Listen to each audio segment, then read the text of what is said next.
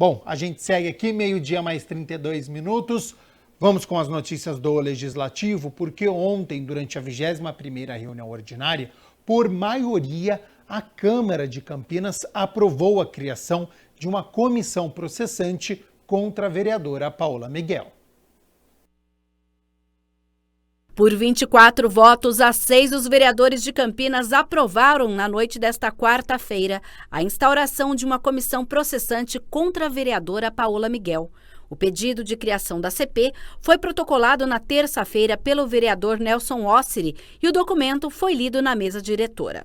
O vereador Nelson Ossiri, por ser o autor da denúncia, é impedido pela legislação tanto de votar o pedido como de integrar a comissão processante.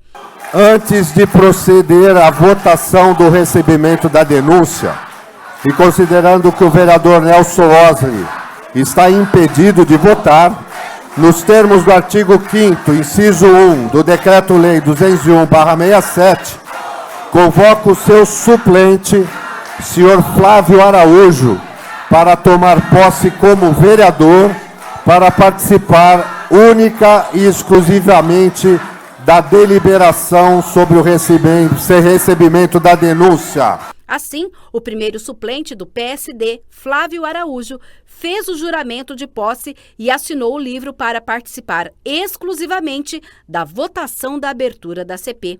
De acordo com Ossiri, a parlamentar deve ter o mandato cassado por ter incorrido em infrações previstas no Código de Ética da Câmara de Vereadores de Campinas e na Lei Orgânica do município ao ter destinado emenda impositiva para a realização de um show chamado A Festa da Bicuda, ocorrido no último domingo em uma praça pública no distrito de Barão Geraldo, na qual ocorreram cenas de nudez, encenações de sexo e ainda um suposto incentivo ao uso de droga ilícita. Segundo a legislação, os integrantes da CP, que ao fim dos trabalhos poderá propor a cassação de mandato da parlamentar, já foram definidos por sorteio logo após a votação.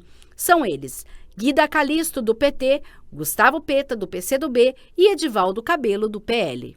Pela ordem, senhor presidente. Tem a palavra pela ordem, vereadora.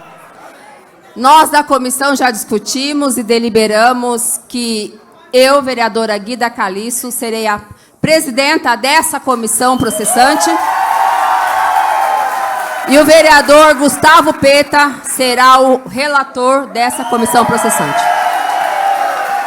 Após a constituição da comissão processante, determino o encaminhamento do processo ao presidente da comissão, vereadora Guida Calisto, para que inicie os trabalhos nos termos do artigo 5º, inciso 3 do Decreto de Lei 201/67.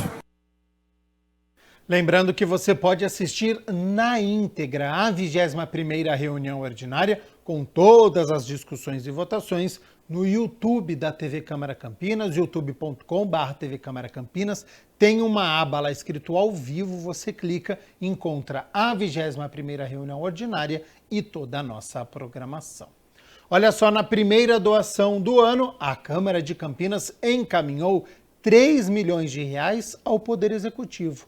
O presidente, vereador Luiz Rossini, destacou que o valor é decorrente da economia dos recursos próprios do Legislativo e deve ser utilizado em prol da população de Campinas.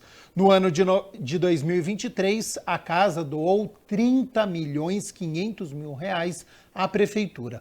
Nos últimos 10 anos, foram mais de R$200 milhões que retornaram para os cofres públicos.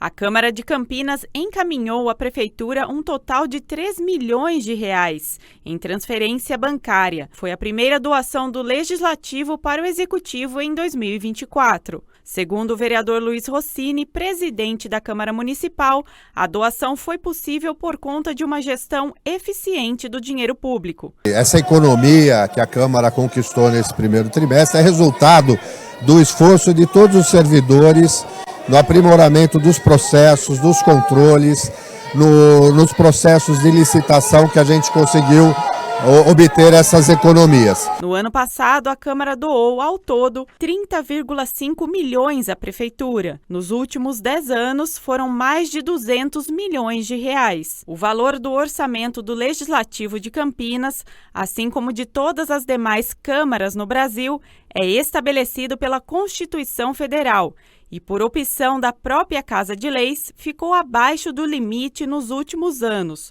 ou seja, menos de 4%. Como isso tem que ser devolvido, encaminhado à Prefeitura, nós já fizemos essa devolução, que não é uma devolução, na verdade é uma doação, porque é orçamento da Prefeitura.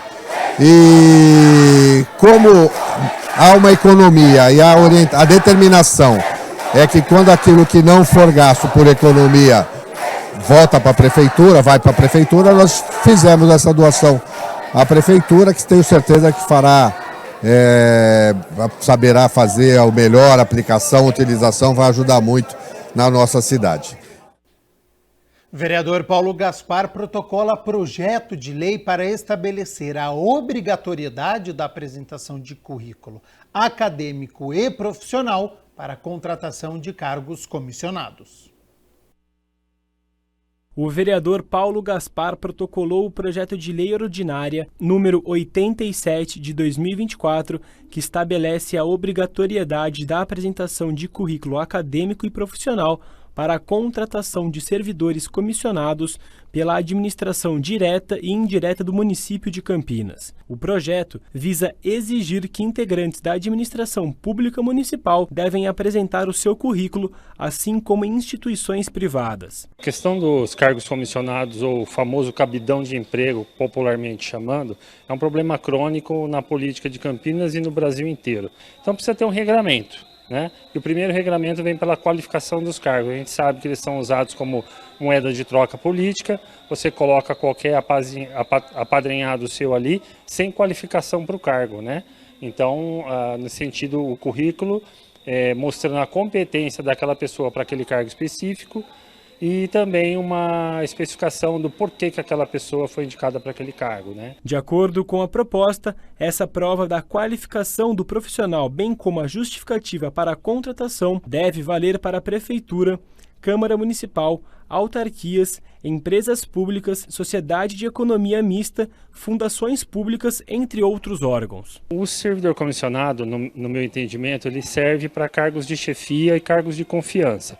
Então, um determinado político, prefeito, no caso, ele foi eleito com uma bandeira política. No meu caso, por exemplo, sou um liberal, eu quero privatizar tal empresa. Eu não vou conseguir se eu não tiver cargos de confiança ali, cargos de chefia, além do secretariado, diretorias, por exemplo. E aí você tem o corpo de carreira, que é o que carrega a administração da estrutura toda. Só que isso, a proporção hoje, chega-se a mais de 5%, 6% da administração só desses cargos hoje. Então, é um excesso, Isso teria que ser cortado no mínimo para 1/3 desse valor. Prestação de contas eleitorais é tema de palestra promovida pela Escola do Legislativo de Campinas. Confira. A Elecamp, Escola do Legislativo de Campinas, realizou na Câmara Municipal o evento Prestação de Contas Eleitorais 2024, Desafios e Perspectivas.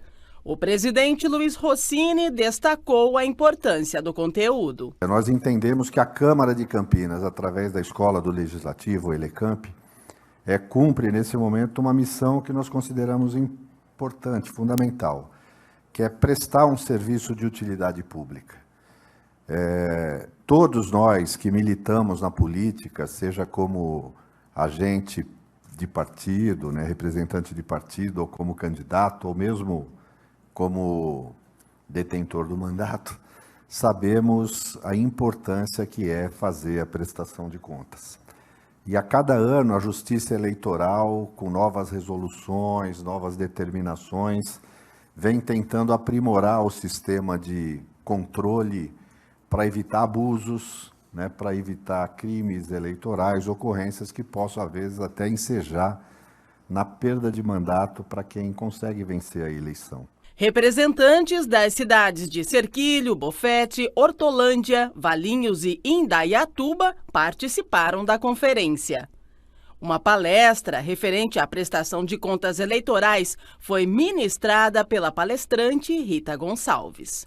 E para que haja uma prestação de contas, para que esse candidato dispute o pleito, ele tem que ser registrado. Só que para haver o registro de candidatura, aquele partido tem de estar regular.